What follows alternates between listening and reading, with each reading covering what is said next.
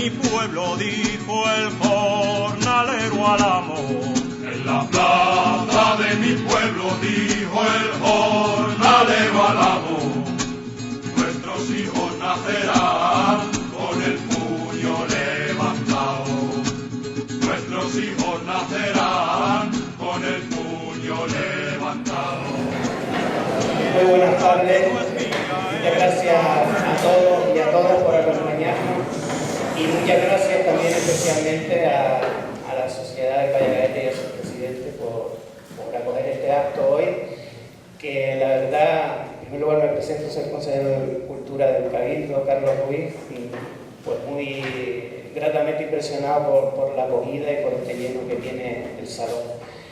Me acompañan en la mesa pues Pedro López Montes de Oca, que es el director de la Escuela de Arte Superior y de Diseño de Gran Canaria, Sergio Millares Cantero, historiador y autor de la introducción del libro, y también ahora concejal del Ayuntamiento de Las Palmas de Gran Canaria. Pues a mi izquierda, no tengo que presentarlo, el alcalde de la Villa de Gaete, y Concesión Trujillo, Chita, la autora del libro que hoy presentamos. Es un libro que, en colaboración con la Escuela de Arte, hemos editado desde el Departamento de Ediciones del Cabildo de Gran Canaria y que se enmarca dentro de las actividades que el grupo de gobierno está realizando en el empeño de recuperar la memoria histórica. Quienes sigan un poco las noticias pues sabrán que no es la única actividad este libro que hemos editado, sino hemos estado empeñados, no solo nosotros, sino los gobiernos anteriores, en la exhumación de los restos del pozo de Tenoy y Anaruca, y ya hemos terminado con el hallazgo de cuerpos de al menos 12 desaparecidos, de los cuales algunos ya están identificados y otros pues lo estarán próximamente, puesto que ya se está culminando esa fase. Y ayer mismo estábamos reunidos Sergio y la universidad y el Cabildo con un proyecto a ver si es viable la exhumación de la fosa del cementerio de Villeta, donde entre otros se supone que está el alcalde democrático del municipio de San Lorenzo en el momento del golpe militar. Y también estamos formando a algunos de nuestros técnicos para bajar a la cima de Guinamar y estudiar la viabilidad también de un proyecto para exhumar los restos de las víctimas que suponemos, bueno, no suponemos, hay evidencias ya de anteriores bajadas que se encuentran ahí, ¿no? Estamos trabajando en todos esos frentes, en una deuda histórica que tenemos con la sociedad, y que nosotros creemos que si no la zanjamos, pues nunca cerraremos estas heridas, ¿no? Dijo Lorca en su momento que en España los muertos están más vivos que en cualquier otro país del mundo. Tristemente, en España hubieron, según algunas cifras, 114.000 desaparecidos con el alzamiento. Y a pesar de haberse aprobado una ley de memoria histórica, muchas administraciones siguen mirando para otro lado. Nosotros no, estamos intentando cumplir todo lo que podemos y de ahí pues esas acciones que antes les decía, estamos haciendo. El libro que hoy presentamos lo que intenta es conciliarnos con un pasado de terror y de dolor. Es un testimonio que late aún con pulso en el recuerdo y en la memoria de todos los vecinos y vecinas de los sitios donde se sufrió, y entre ellos de Agaete. Sobre todo de los que perdieron en el seno de su familia a alguien por un asesinato, una desaparición o algún lamentable episodio de represión. La edición de este título, que se suma a las numerosas acciones emprendidas por el Cabildo, demuestra el compromiso que mantenemos en la recuperación de la memoria histórica y los derechos de las personas desaparecidas víctimas de la guerra civil. Se trata de una aportación con la que sin duda podemos mejorar el conocimiento riguroso de nuestro pasado histórico. Agaete Fragmentos de Memoria nos permite mirar atrás con plena y absoluta libertad, devolver la dignidad y posibilitar la aplicación de los derechos humanos a los vencidos de la guerra, y a su necesaria rehabilitación moral, y finalmente también plantear que la recuperación de la memoria histórica, además de un deber de justicia, sin duda terminará potenciando la base de una ciudadanía auténticamente democrática. Esa es la razón que nos trae desde aquí, y yo sin más me gustaría empezar a cederle la palabra a quienes me acompañan en la mesa. En primer lugar, a Sergio Mijares Cantero, historiador y autor de la introducción de este libro.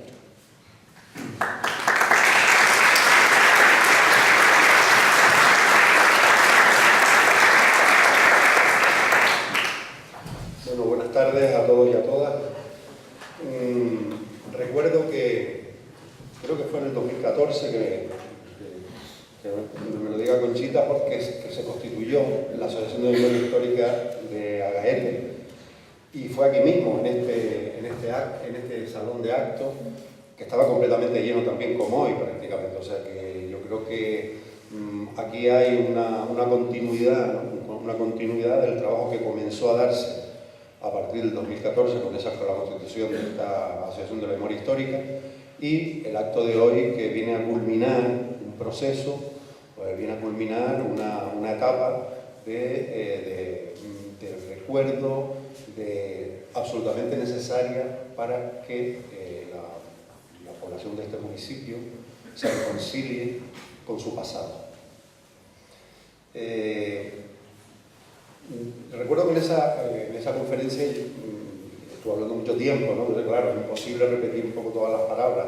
Está en mi introducción de esta magnífica obra, pero quiero hacerle algunas reflexiones, recordar aquella intervención en algunas cosas y algunas reflexiones actuales. Por un lado, estamos hablando de la desaparición de las 28 personas de Agaete. Están enmarcados en el ciclo más terrible en la historia del archipiélago, el ciclo más sangriento de toda la historia del archipiélago probablemente, por lo menos el más intenso en un breve tiempo. ¿Por qué? Porque entre marzo del 18, 19, 20 de marzo del 37 y el 4 de abril de ese mismo año, del 37, estamos hablando de escasamente 2 semanas, se produce en 3 pueblos diferentes, en Aruca, en Galdar y en Agaete, numerosas desapariciones. Aruca, 62 personas, aunque los cálculos, gracias a la Asociación de la Memoria Histórica de Aruca, que por cierto Pino y Valpina están aquí con nosotros, con Gregorio, el secretario de la Asociación de la Memoria Histórica de Aruca, nos acompañan aquí. Ellos han determinado que son unos cuantos más, pero bueno, esas son las cifras oficiales que tenemos aproximadamente. 62 que desaparecieron entre el 19 y 20 de marzo del 37. Galdar, 13 personas, quizás un poco más, el 1 de abril, y en Agaete 28 personas el 4 de abril. Aunque las excavaciones del Llano de la Bruja y las excavaciones del Pozo de Tenoya demuestran que no están tan separados los municipios, que probablemente tanto de Aruca como de Galdar los mataron casi en el mismo momento, casi en el mismo tiempo, porque por ejemplo en el Pozo del Llano de la Bruja están juntos cadáveres de Aruca y están juntos cadáveres de Galdar. Por lo tanto, ya esa separación cronológica que nosotros tenemos con la memoria oral está cambiando un poco, pero para eso está la arqueología, para eso está, para que nos enseñe nuevos caminos y nos descubra la realidad.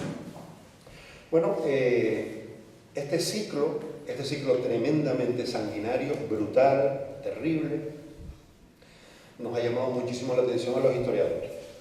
Es un objeto de estudio, ¿no? ¿Por qué? ¿Por qué se producen esos acontecimientos en tan poco espacio de tiempo, en 3 municipios donde, bueno, efectivamente había habido una resistencia al golpe militar en los primeros momentos, los primeros días del golpe militar, pero que se llegó a un acuerdo con los militares sublevados, el famoso compromiso Orgaz, en el que se depusieron las armas y se entregaron a cambio de la inmunidad, es decir, a cambio de que la justicia no cayera sobre ellos y no se aplicara el bando de guerra. Eso pasó en el norte de la isla.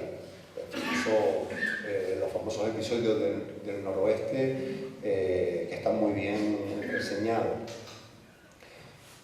Esta es una explicación, explica los acontecimientos de Aruca, de Gáldar y de Agaete. Puede ser. ¿Están relacionados con los fenómenos de resistencia? Puede ser que estén relacionados. Pero los hechos son claros con respecto a estos tres pueblos donde desaparecen estos tres grupos de personas, que en total suman 103 personas. Fíjense, hay unos hechos importantes. A lo largo del mes de marzo del 37, es decir, estoy hablando entre el 4 y el 29 de marzo del 37, ponen en libertad a 44 de los 103 que van a ser asesinados días después. Los ponen en libertad. Eso significa que estas personas no estaban encausadas en ningún tipo de proceso de consejo de guerra. Es decir, eran presos preventivos que estaban puestos ahí porque para evitar, como había antecedentes de que tenían ideas de izquierda o pertenecían a algún sindicato o a algún partido del Frente Popular, pues se tenía la sospecha de que podían hacer algo y por lo tanto estaban de manera preventiva.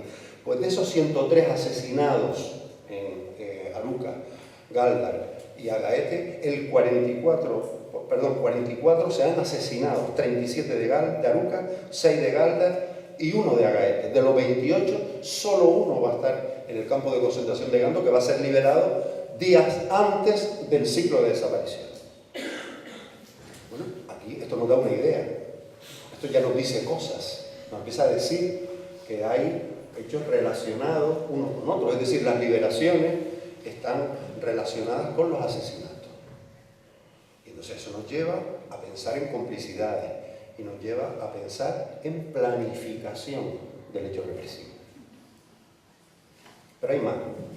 Hay un bando del alcalde de Agaete del 15 de marzo, 2 semanas antes de las desapariciones, en el que insta a los vecinos y vecinas de Agaete a denunciar a los individuos que por su actuación contraria a la ley y propaganda subversiva o disolvente puedan ser responsables de los actos de rebelión ocurridos con posterioridad al 18 de julio. Es decir, esto es un bando que plantea al alcalde para llamar a la delación, llamar a la denuncia. Si hay vecinos y vecinas que conocen a personas que han podido estar vinculadas en hechos posteriores al 18 de julio, es decir, a hechos que ocurrieron de resistencia al golpe militar a los pocos días del golpe militar del 18 de julio. Estamos hablando de aquellas personas que estaban eximidas por el compromiso Orgaz, es decir, Orgaz era el sustituto de Franco, Franco se fue a África y dejó a Orgaz al frente de la guarnición en Las Palmas. Orgaz se comprometió con los republicanos a que se rindieran a cambio de inmunidad. Pues esto ya supone una ruptura del compromiso Orgaz. Están rompiendo con ese compromiso, por lo tanto van a por las personas que se creen que participaron en la resistencia al golpe militar en los primeros días del llamado movimiento. Pero hay más, no solo están las liberaciones y los bandos, también en Aruca hay un bando parecido. No solo está eso, sino que además están las famosas elaboraciones de las listas. Se sabe que tanto en Agaete como en Aruca hay personas probablemente vinculadas a las clases dirigentes, vinculadas a la iglesia, etc., participaron en la elaboración de una serie de listas. ¿Y qué listas eran esas? Personas que eso efectivamente habían participado o se conocía o se sospechaba que participaron en los acontecimientos a raíz del 18 de julio, es decir, en la resistencia al golpe militar. Y por lo tanto, aquí hay hechos, son hechos. Interpretaciones de los hechos. Es innegable, yo no quiero prolongarme mucho porque yo podría estar hablando un montón de tiempo, estoy intentando resumir todo lo que pueda. Es innegable que hay la voluntad, el deseo de los rebeldes, de Franco, de los militares rebeldes, de todos los que se sublevaron contra la República, el deseo de ellos era extirpar del cuerpo social a todos aquellos que se opusieran a su proyecto de España, su proyecto de una España religiosa, una España confesional, una España unitaria, una España de los terratenientes, de las clases dirigentes y las clases altas. Ese era el proyecto. Y todo aquel que se opusiera a ese proyecto iba a ser exterminado o apartado, detenido, castigado. Dependería de su actitud ante el golpe militar. Dependería de su actitud para que los militares tomaran una u otra decisión con respecto a su destino. Con respecto a su destino. Eso es evidente. Pero también lo que hay que decir es que los ritmos y la intensidad de la represión que se ejerció por parte de los militares y de los falangistas y de los cuerpos de seguridad que estaban con los rebeldes, los ritmos y la intensidad de la represión dependían de factores coyunturales. Factores coyunturales influyeron mucho en que se tomaran determinadas decisiones para acabar con los republicanos y para acabar con los enemigos de ese régimen, de ese nuevo orden que se estaba implantando en España en esa época. Voy a resumir mucho. Un componente importante es la guerra. Es indudable que no es lo mismo en los primeros momentos de la guerra civil que las decisiones que se toman a partir de marzo, abril del 37. Ojo, marzo, abril del 37, las desapariciones. Por lo tanto, ¿qué es lo que se puede concluir? Que el planteamiento inicial de guerra rápida, de victoria de los militares sobre la República, etc., eso se viene abajo cuando no pueden conquistar Madrid en noviembre del 36. Y no solo eso, sino que enero, febrero, marzo del 37 los republicanos tienen éxitos. Jarama, Guadalajara, hay una serie de batallas en torno a Madrid que los republicanos tienen éxito. ¿Esto qué hace? Cambiar al bando de Franco el planteamiento de la guerra. Ya no va a ser una guerra rápida, esto va a ser una guerra larga y por lo tanto hay que cambiar el objetivo de la guerra. Hay que hacer una guerra, si no de exterminio, sí de tierra quemada. Es decir, consolidar las zonas que están ocupadas y acabar con el enemigo, ya sea real, ya sea potencial. Esto es el planteamiento que se implanta en todas las zonas que controlan los llamados nacionales, yo me resisto a llamarles nacionales, no quiero llamarles rebeldes, en Andalucía, en La Coruña, etc. En toda Castilla, León, están saliendo todos los asesinados en Burgos, en León, etc., que son muchísimos, están en las cunetas por todos lados. Bueno, ¿qué es lo que están haciendo? Están acabando con el enemigo, con tranquilidad, planificadamente. Esto, por lo tanto, es un factor coyuntural que influye en el que se extremen las medidas punitivas de los rebeldes con respecto a los republicanos, a los llamados republicanos. Bueno, claro, y ustedes me dirán, ¿y esto qué tiene que ver con las personas que desaparecieron en el valle de Agaete? Es decir, de los 28 de Agaete, 22 son los de la vecindad de enfrente, quiero recordar, ¿no? Aproximadamente, 22. ¿Por qué? Vale, se puede entender, los primeros momentos del golpe militar mataran a sus enemigos reales, Eduardo Suárez Morales, Fernando Egea, delegado gubernativo de la zona norte, farmacéutico, mataran al jefe de la policía local de Las Palmas, mataran a una serie de personas que por supuesto lo veían como sus enemigos. ¿Y qué es lo que hacen a medida que la guerra se prolonga y la guerra se complica muchísimo? Pues intentan acabar con los que tienen en las cárceles, intentan acabar con los enemigos, no los enemigos reales, los enemigos potenciales, que podrían ser, los que podrían ser, es decir, los que tienen ideas republicanas y que las conservan, intentan conservarlas como sea en los campos de concentración y sobrevivir en los campos de concentración. Eso que es lo que hace, toma la decisión de los consejos de guerra y de los fusilamientos.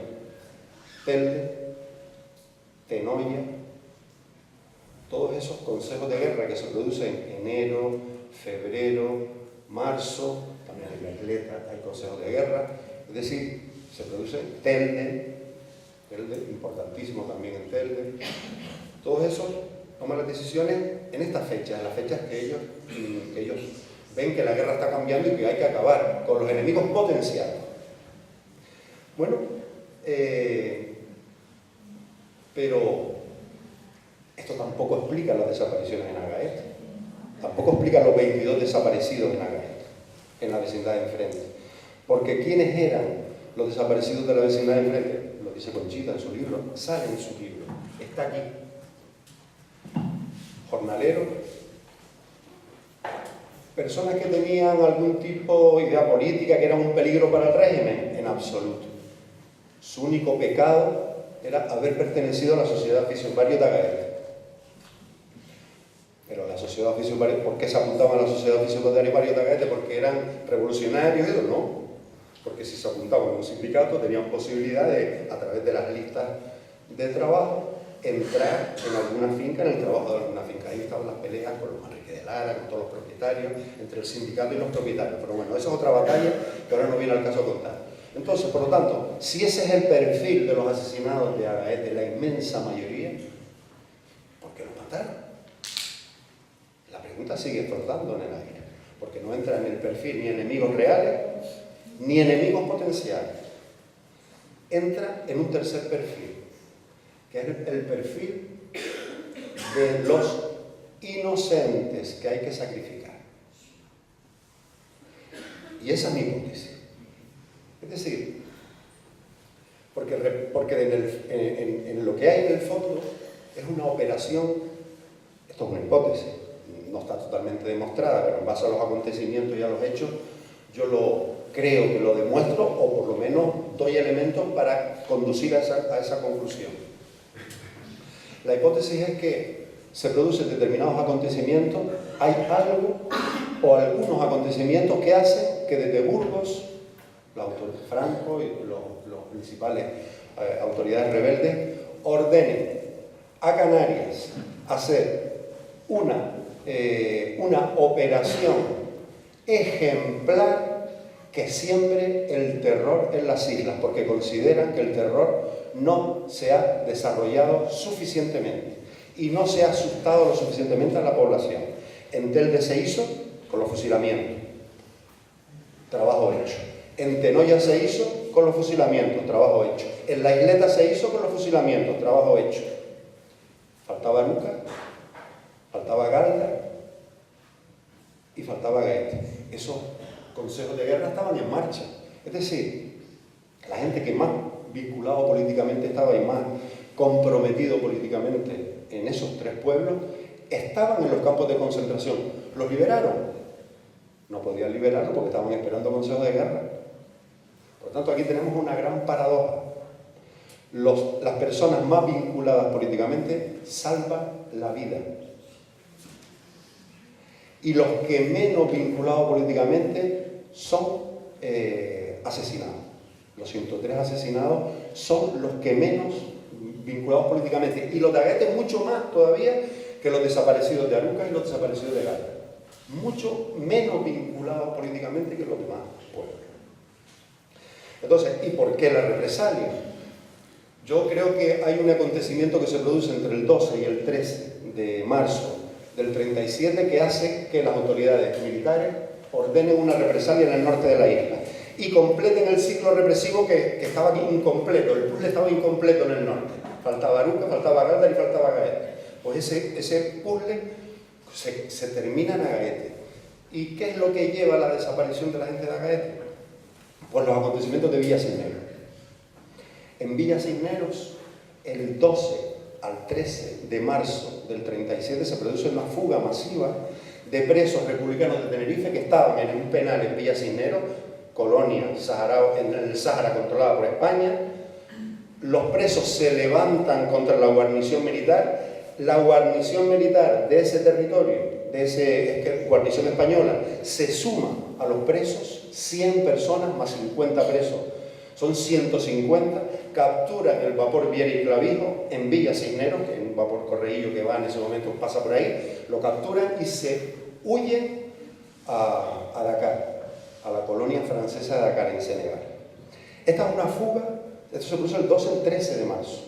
Pues la hipótesis es que la fuga de Villa Cisneros es la que provoca la orden inmediata de desaparición y de represalia, en este caso, en el caso de Agaete, sobre los más inocentes de todos, sobre las personas del barrio. Por lo tanto, yo me voy a callar, yo creo que estoy interviniendo demasiado. Por lo tanto, aquí hay. ¿Qué hay en la represión? Porque la represión son rencillas personales, todo eso existe, eso está claro. Pero les digo, la represión franquista en las islas que se produce entre el 36 y el 37, el ciclo represivo más intenso, es una represión ordenada por las autoridades militares. Nadie mueve nada si no tiene la anuencia y el permiso de las autoridades militares. Estamos en una época de guerra. Imposible que unos falangistas locos cojan a uno del valle de la vecindad de enfrente, se los lleven y los maten y los hagan desaparecer en las cimas y nada. Eso es imposible. Imposible. Tiene que haber unas instrucciones directas. Y la hipótesis es que las instrucciones vienen de Burgos. Aquí llega el gobierno militar ordena el operativo, empiezan a ver cómo se hace ese operativo, hacen las listas, hablan con los alcaldes, se hacen las listas, probablemente ni los alcaldes, ni las personas que hicieron las listas sabían el destino de esas personas, qué destino iban a tener esas personas. Por lo tanto, no son totalmente culpables de su asesinato, es una hipótesis, sino que los culpables están en Burgos, y los culpables son las autoridades militares que son los que ordenan el operativo. Las desapariciones en Arucas, en Galdar y en Agaete son operativos militares destinados a sembrar el terror, el miedo en la población. Por lo tanto, es un hecho planificado, es un hecho centralizado por las autoridades militares, tanto de Burgos como de Las Palmas, y que organiza toda una red de complicidades. Una red que va desde los altos mandos militares hasta los que ejecutan las órdenes. Y yo quiero terminar mi intervención haciendo un llamamiento a la concordia. Porque la culpa de los padres no se hereda, la culpa de los abuelos no se hereda, no la heredan ni los hijos ni los nietos. Eso es importante decir. Y yo creo que en este pueblo es importante decir. Porque da la impresión que estamos ahí, hay una asunción tanto de las víctimas como de los victimarios, de sus hijos, sus nietos. No. Culpas están circunscritas por acción, por omisión, por determinadas personas, unas en más y otras en menor medida. Pero yo creo que estamos ya en condiciones, con la verdad, gracias a este libro de Conchita y de Juan Antonio, gracias a la verdad, podemos llegar a la concordia. Si no hay verdad, no podemos llegar a la concordia, no podemos llegar a la paz, a que todos nos tranquilicemos, homenajeemos a nuestros muertos, digamos lo que pasó, reconozcamos lo que pasó y en ese momento es cuando podemos pasar páginas, pero no antes. Si pasamos páginas sin la verdad, la herida se nos gangrena y el cuerpo social enferma. Por lo tanto, yo quiero hacer un llamamiento a la concordia desde la verdad, desde el acuerdo, desde mirarse fijamente unos a otros, hablar, llorar a los muertos, llorar a las personas que fueron sacrificadas, a aquellos inocentes que fueron sacrificados y, por supuesto, hacer un canto a la concordia y a la armonía entre los pueblos que tienen que superar ese pasado traumático. Muchas gracias.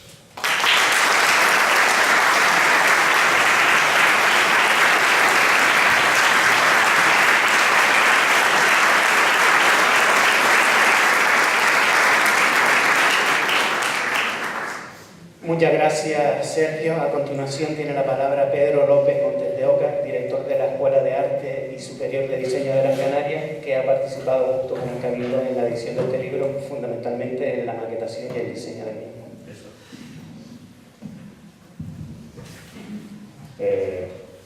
Muy bien.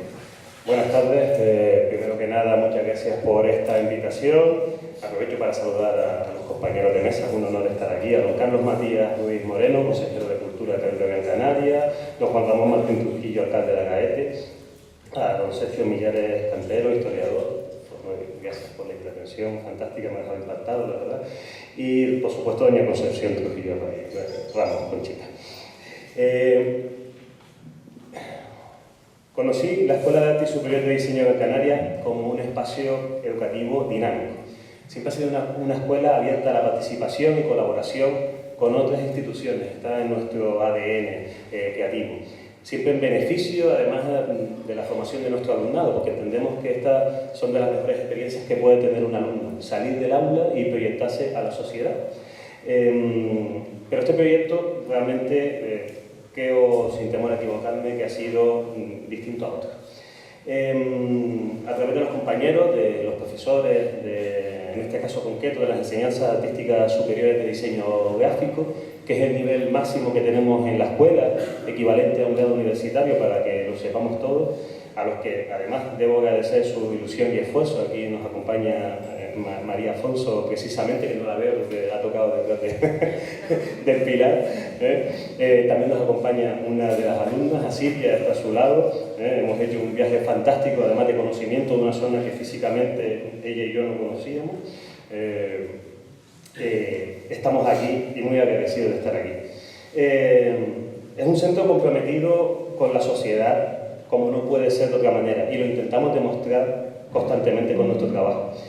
Y por tanto apostó por esta idea de poner el diseño, algo que muchas veces parece superfluo, porque entendemos que puede estar en cualquier cosa que nos rodea, algo que es tan importante, que esté ahí en muchas ocasiones sin que recapacitemos en ello, y había que ponerlo en este caso al servicio de la dignidad que merecen estos fragmentos de historia. Esta historia tan importante que se cuenta en este libro, había que contarla con todos los medios posibles, con la austeridad lógica que merece este relato, con la disponibilidad lógica pública de los medios materiales. Hay que agradecer, por supuestísimo, al Cabildo de Gran Canaria en este trabajo fantástico que ha hecho a través de la Consejería de Cultura para sacar adelante esta edición, y nosotros nos volcamos desde el profesorado y desde el alumnado en este maravilloso proyecto.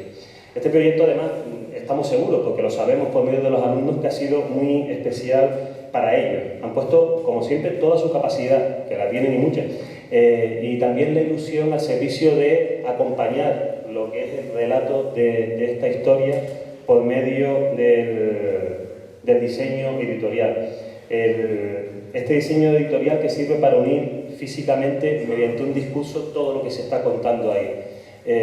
Evidentemente lo más importante es la historia, lo más importante es el contenido, pero hay que acompañarlo con un continente que realmente nos guíe, nos haga sentir físicamente que lo que se está contando tiene un reflejo en el libro que tenemos entre las manos. La dirección de arte editorial, y aquí ya me pongo un poco más académico, perdonen el discurso, pero para eso también estamos, tiene este objetivo: coordinar las acciones de diseño gráfico, el formato del libro, el texto, la tipografía, la fotografía, de manera coherente con el discurso escrito. Tiene que haber una unidad en todo lo que tenemos entre las manos. Voy a decir algunos datos de cómo ha sido este proceso de diseño editorial. Se trabaja a partir de unas pautas generales establecidas, lógicamente, por el Departamento de Ediciones del Cabildo de Gran Canaria. Se emplearon metodologías de diseño colaborativo, algo muy habitual en nuestro centro, que nos pone además en cabeza de la formación en este sentido, cada vez más reconocido además a nivel europeo por los contactos Erasmus que tenemos, intercalando fases de trabajo grupal en la definición de objetivos comunicacionales y el foco creativo. Y además de estas fases grupales muy interesantes, muy importantes para que el alumno reflexione en grupo con respecto a lo que está leyendo y cómo acompañarlo mediante el diseño editorial, pues además finalmente una reflexión ya individual a través de ese trabajo colectivo. Por tanto, se presentaron más de 35 propuestas editoriales diferentes. O sea, que lo que vemos aquí como resultado, y hablo de lo físico, que por supuesto no va a ser lo más importante, lo importante es la historia, pero la realidad es que el trabajo ha sido muy importante dentro del centro y llevado por la ilusión. Hay más de 35 propuestas editoriales diferentes. O sea, que para esta historia podíamos haberlo acompañado de 35 maneras diferentes. En ella se muestra cómo un mismo foco creativo puede ser desarrollado gráfica y editorialmente de estas maneras. Se seleccionan finalmente 3 propuestas distintas a nivel funcional, gráfico y editorial. Se acuerda entre la autora, el cabildo y el centro la opción más viable económicamente, lógicamente. Se adapta a la propuesta final y se pasa a la fase final de correcciones ortotipográficas. Y, por último, ya lo metemos a imprimir y se prepara el arte final para la impresión. Ese es, a grosso modo, a nivel académico, cuál es el trabajo que se ha realizado. El trabajo se comenzó en el segundo semestre lectivo del curso 2016-2017 y concluyó ya con la propuesta seleccionada en diciembre de 2017. O sea que es un trabajo que se desarrolla básicamente en el año 2017. Todo el alumnado participante lo hizo desde la asignatura de diseño, de dirección de arte editorial de tercero de diseño gráfico, que es una especialidad de las enseñanzas artísticas superiores de diseño. A lo largo del proceso, nuestras alumnas y alumnos nos han demostrado corresponder no únicamente con oficio, que es lo que vamos esperando de ellos a lo largo de todo su aprendizaje, sino con sensibilidad. A la sensibilidad demostrada en todo momento por doña Concepción Trujillo Ramos, con Conchita, presente a lo largo del proceso. Hemos contado con ella y ha sido un placer. Perdón, Conchita. Presente a lo largo de todo el proceso y a los hechos en el libro contado. Lógicamente hay que empaparse de lo que se cuenta, ¿no? Y esto ha sido algo que además nos consta que ha llegado a la fibra sensible de nuestro alumnado, un alumnado muy joven, básicamente veinteañeros, que pueden haber escuchado de sus mayores todo lo que ha sido con la terrible represión que hubo en aquellos años en Canarias, pero que probablemente no tenían idea, y muchos de nosotros tampoco, en el detalle de lo que se cuenta en el libro, de lo que pudo llegar a ser esta persecución y represión y lo que puede significar la desaparición traumática de un familiar de un día para otro. En representación de la comunidad educativa de la Escuela de Arte y Superior de Diseño en Gran Canaria, solo me queda decir que ha sido un privilegio participar en esta iniciativa, agradecer el trabajo y predisposición del Cabildo de Gran Canaria a través de la Consejería de Cultura y reafirmar nuestro compromiso de colaboración con tan importante institución con la que colaboramos muy habitualmente. Agradecer también la invitación, por supuesto, del Ayuntamiento de Agaete de estar aquí en este acto.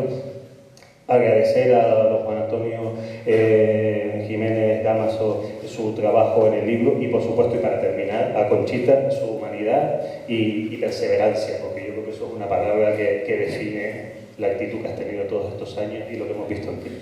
Bueno, muchas gracias a todos y gracias por escuchar. Gracias.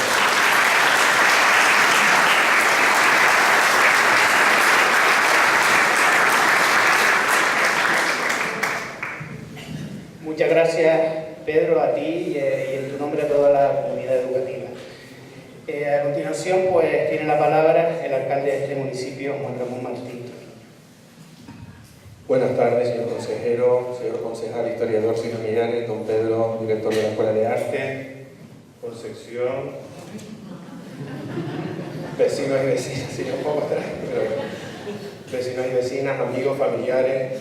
En fin, uno en estos momentos no tiene más que sentirse satisfecho y orgulloso de que me haya tocado a mí y a este nuevo grupo de gobierno el que por fin, después de más de 80 años, porque se dice pronto, pero han pasado 80 años, se pueda tener este reconocimiento a los que sufrieron la represalia, a los familiares que sufrieron el señalamiento, el tener que convivir, el tirar para adelante en unas condiciones de vida infrahumanas prácticamente, y que hayamos tardado tanto significa que hay algunos que no han sabido estar a la altura. Y yo creo que toca igual pedir perdón, porque igual somos todos responsables o corresponsables de que hayamos tardado tanto en este municipio en poder homenajear a los que sufrieron verdaderamente la represalia de un régimen dictatorial, de un régimen que, en fin, yo creo que ya don Sergio a nosotros nos ha ilustrado en esta tarde, conocemos mucho de la historia y por lo tanto, por un lado, como digo, pedir perdón, que yo creo que corresponde, y por otro lado, sentirnos orgullosos de este reconocimiento, que no será el último. Por supuesto, el Ayuntamiento de Agaete va a seguir la labor de recuperación de la memoria histórica de la mano de la Asociación de la Memoria Histórica de Agaete. Ese reconocimiento también a todas las asociaciones de la memoria histórica, no solo de Canarias, sino de España, que hacen un trabajo por recuperar a nuestros familiares que están en la situación en la que están y como estaban comentando antes, pues también necesitamos llorarles, recordarles y tener donde llevarles pues ese ramo de flores para recordar lo que yo creo que le recordamos siempre, pero sobre todo ese acto de reconocimiento. Agradecer al Cabildo Insular de Gran Canaria el trabajo que realiza, el empeño por recuperar la memoria histórica, por supuesto a don Sergio por su trabajo como historiador, y a la Escuela de Arte y a todos los profesores y los alumnos que colaboraron en la confección de este libro, y por supuesto a Juan Antonio Jiménez Damaso y a la asociación, el trabajo que han realizado durante muchos años para recopilar, digamos que todo lo que sucedió en esta familia, y por supuesto agradecimiento a todos los familiares que han tenido la valentía de contarnos sus historias, de compartir y hacernos partícipes de sus historias, y como digo, por fin, después de tantos años, tener este reconocimiento público del pueblo de Agaete, del Valle de Agaete, a todos los desaparecidos de nuestro municipio. Yo creo que no hay que decir nada más, simplemente escuchar a Conchita para que nos hable del libro, y espero y deseo que sea un documento para por fin conseguir, digamos, como estaba comentando antes el historiador, esa concordia ya, dejarnos ya de que si esto se trata de revolver, aquí no se intenta revolver nada, aquí lo único que se intenta, entiendo yo, y por lo que poco no bastante, en casa hemos tenido que estar con este libro, pues lo que se intenta es simplemente de ese reconocimiento a las familias, familiares y sobre todo a los desaparecidos que creo ya que tocaba después de tanto tiempo. Pues nada, gracias a todos por su asistencia, y espero y deseo que disfruten de este trabajo, y espero también y deseo que se continúe en esta labor. Muchas gracias.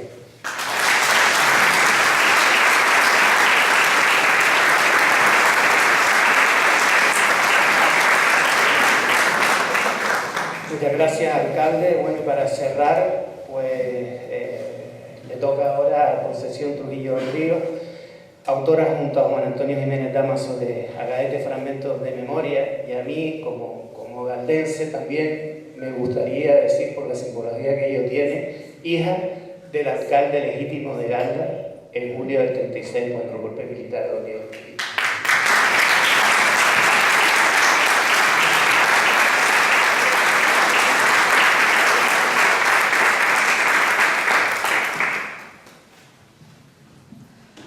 Bueno, voy a empezar. Vamos a ver. Yo tengo una amiga que se llama Clara Muñoz y que me dolió lo que pasó, y por eso voy a leer algunas cositas y empiezo. Esto es una canción. Dice: ya te vemos dormida, tu barca es de madera por la orilla, blanca princesa de nunca, duerme por la noche oscura, cuerpo y tierra de nieve, duerme por el alba, duerme. Ya te alejas dormida, tu barca es bruma, sueño por la orilla, de Federico García Lorca. Y entonces, a continuación, pues empiezo a hablar de mi querida amiga Clara Muñoz, que fue una de las personas que más comprendió lo que yo había escrito, y que Juan Antonio también había hecho sus cosas, y entonces ella pues me dijo que ella lo iba a hacer y que lo iba a mandar a la Escuela de Artes Plásticas. Dedicada a mi amiga del alma, Clara Muñoz Jiménez, que nos dejó un día, pero que seguro se encuentra entre nosotros esta tarde. También tenía la amistad con su padre, que en mi época de recién llegada a la docencia me tocó un colegio en Letra, del cual era el director. Guardo un recuerdo muy entrañable del trato y la amabilidad con la que me trató su padre. Estando embarazada de los gemelos y después de dar a luz, me incorporé al colegio, a lo que su padre de Clara se negó rotundamente y me dijo que volviera a mi casa hasta el próximo curso. Me queda el recuerdo entrañable de un día que por casualidad volvíamos de un concierto de música en la plaza de Santa Ana, y sin saberlo, al final tuve la grata sorpresa de verla a ella con su hija. Nos saludamos y le dije que estaban guapísimas. Recuerdo el día que nos vimos una tarde en el gabinete literario. Estuvo explicándome al detalle las obras pictóricas que allí se exponían. Estuvimos un buen rato charlando y recordando tiempos pasados. Pasado un tiempo, le comenté la posibilidad de ir a su casa para hablarle de un libro sobre los desaparecidos de Agaete. Me pidió los documentos con los que estaba trabajando. Cuando volvimos a hablar del tema, me dijo que le había encantado, que si podía comentárselo a un amigo que tenía en la Escuela de Arte Superior y Diseño. Seguí visitándola a su casa para charlar de nuestras cosas. Solo puedo expresar mi gratitud a Clara por todo el apoyo que me ofreció para que este libro pudiera ver la luz un día. Gracias, Clara. Hasta siempre.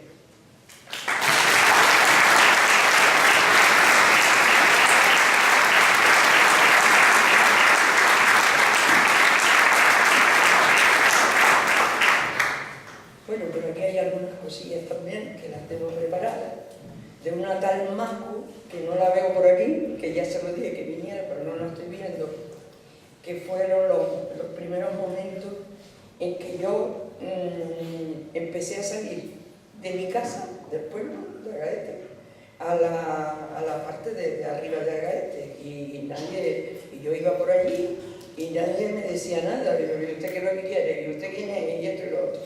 Entonces conseguí esta chica que se llamaba Macu, inmaculada, y entonces también vinimos aquí al valle y tampoco conseguimos nada. Pues eso fue lo que pasó, y ya después entró Juan Antonio, y ya con Juan Antonio pues las cosas, él también era de aquí del valle, o la familia era del valle, y pues empezamos poco a poco, porque era un sin vivir, porque la familia sí decían las cosas poquito a poco, unas no lo decían, otras se callaban, no, ya eso ya pasó, pero al final las cosas se fueron haciendo poco a poco. Y llegó un momento en que empezamos a ir por los pueblos, por allá, por Galda, por la Gasá, por todos los sitios, por la aldea. ¿Cuántas veces nos fuimos? Pues bueno, ya está partido eso. Ahora me remito a don José Pestano Brito, doctor en ciencias biológicas, que recogió las muestras de ADN del ADN, primero en el pueblo y luego en el valle. Y a la señorita Esteban Betancor Hernández, que también recogió muestras en el Servicio de Genética Forense en la Universidad de Las Palmas. Entonces, don José Pestano, pues empezó el día que vino aquí a Galda. ¿Qué año hace de eso? Entonces lo llevé a la parte de arriba de San Sebastián, y allí pues empezó a poner a la gente pues el ADN, y gracias por eso, porque después la gente, los de arriba del valle, los de abajo del pueblo, también se juntaron unos cuantitos y también se les puso el ADN. Y también llegó al valle, y aquí en el valle fue una catedral. Había un montón de mujeres, hombres y de todo que se posicionaron para hacer también las pruebas de ADN. Es decir, que las pruebas de ADN ya están consolidadas. Ahora no sé lo que pasa. Después, a doña María Foso Hernández y a don José Ruiz González por sus colaboraciones en el libro y por lo generosos y amables que fueron con nosotros. Dirección de arte, también lo voy a decir, dirección de arte a Silvia Álvarez Marrero, alumna de la Artística Superior de Diseño Gráfico.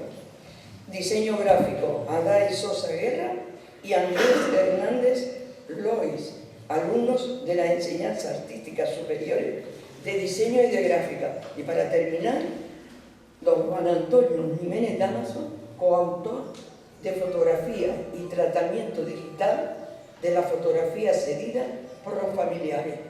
Y ya está. Yo no voy a decir nada.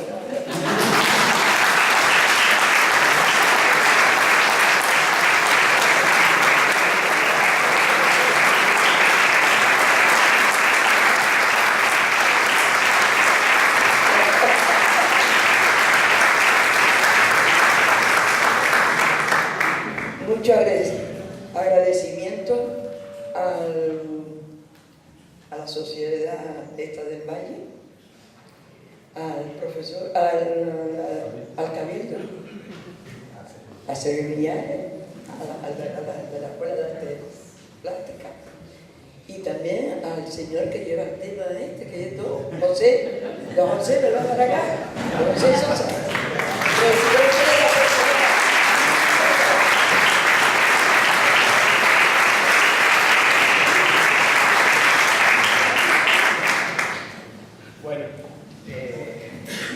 Con esto ya cerramos. A mí me gustaría añadir un agradecimiento desde el Cabildo pues, a Isabel Rinaldi de nuestro Departamento de Ediciones y al Director General de Cultura, Osvaldo Guerra, que está aquí también, que se ha implicado para que el libro saliera adelante. Yo creo que las gracias, en realidad, hay que dártelas a ti, Conchita, porque para muchos, me imagino que para muchos de los que están aquí, el libro les va a ayudar a conocer el pasado de este sitio, a conocer la trayectoria de algunos de sus conocidos familiares y también, sobre todo, lo que decía Sergio, ¿no? Hacer esa justicia para poder cerrar las heridas y poder mirar al futuro con optimismo y con reconciliación. Hemos entregado el libro, yo espero que haya dado para todos, pero lo que trajimos, porque qué menos que esto que está financiado con dinero público, obsequiárselo a todos los que se han desplazado hoy aquí. Y espero que muchos de ellos pues, encuentren cuando lo lean una referencia a ese familiar desaparecido, ¿no?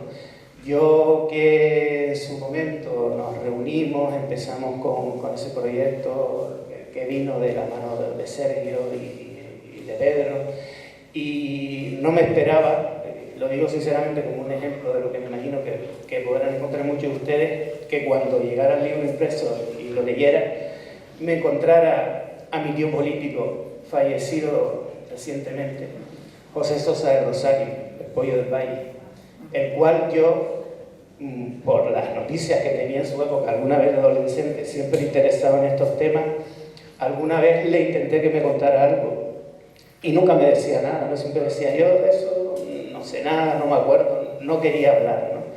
Lo que me sorprendió mucho y me emocionó fue encontrarme que tú conseguiste que hablara de ello y leerlo, puedes leerlo después de fallecido, ¿no?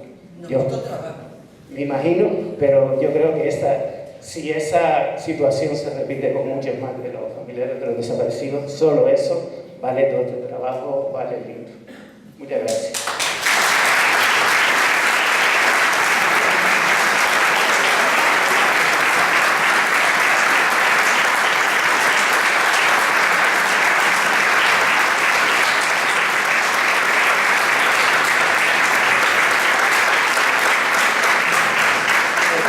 Añadir una cosa que me decía el alcalde.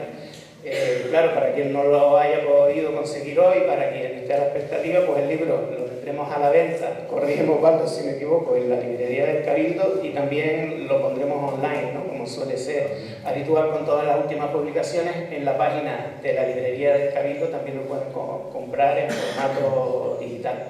O sea que está al alcance de todos y espero que todos pues, con su lectura, no sé si cabría la palabra disfruten, pero por lo menos que revivan ese pasado que nunca debería volver a repetir.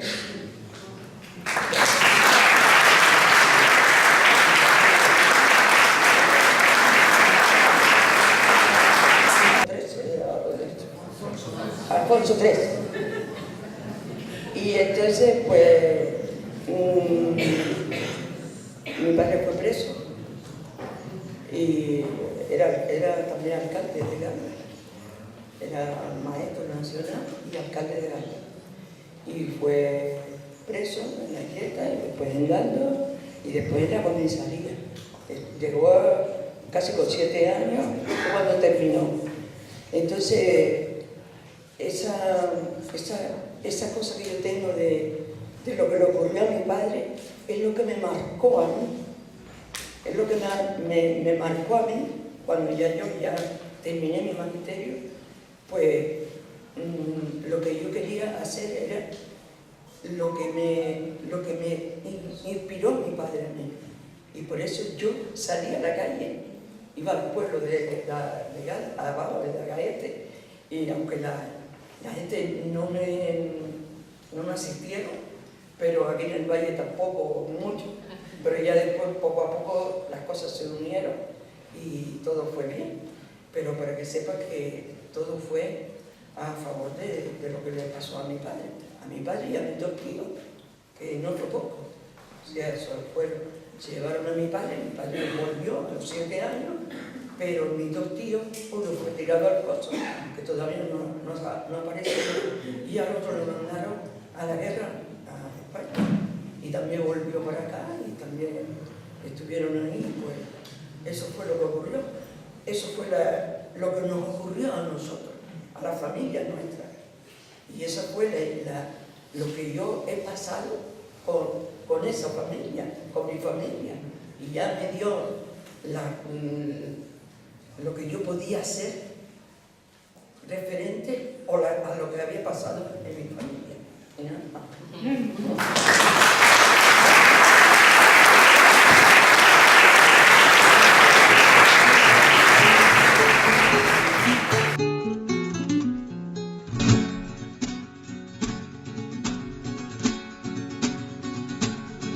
En la plaza de mi pueblo dijo el jornalero al amo. En la plaza de mi pueblo dijo el jornalero al amo. Nuestros hijos nacerán con el puño levantado. Nuestros hijos nacerán con el puño levantado. Esta tierra que no es mía, esta tierra que es del amo. Esta tierra que no es mía, esta tierra que es del amo. La riego con mi sudor, la trabajo con mis manos. La riego con mi sudor, la trabajo con mis manos. Pero dime, compañero, si estas tierras son del amo. Pero dime, compañero, si estas tierras son del amo. Porque nunca lo hemos visto trabajando en el arado. Porque nunca lo hemos visto trabajando en el arado. Con mi arado abro los surcos, con mi arado escribo yo. Con mi arado abro los surcos, con mi arado escribo yo. Páginas sobre la tierra de miseria y de sudor. Páginas sobre la tierra de miseria y de sudor.